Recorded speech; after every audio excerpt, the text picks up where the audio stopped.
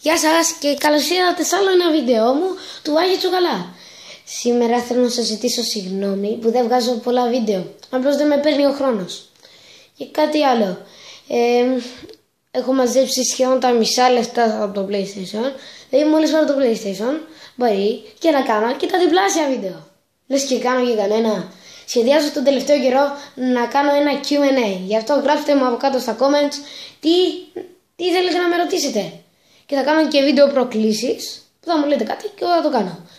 Δεν θα κάνω όμως εκείνη την πρόκληση που κάποιοι κάνετε, που σκάτε να βγω στη μούρη του άλλου. Ναι, εκείνο γιατί το έκανε ένας μαθητής μου και βρωμούσε η μούρη του για 3 ολόκληρες μέρες. Ναι. Αυτά. Αν βλέπετε λίγο στο κέντρο του κεφαλιού μου, φαίνεται λες και είμαι από την Ασία, μπαίνουνε σπυράκια εφηβείας. Yeah. Λες και τώρα είμαι για να γίνω έφηβος. Κάτω το. Τι είναι τούτο. Τίποτα.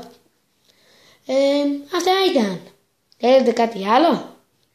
Αν θέλετε, μην το πείτε. Βαριέμαι. Άντε γεια.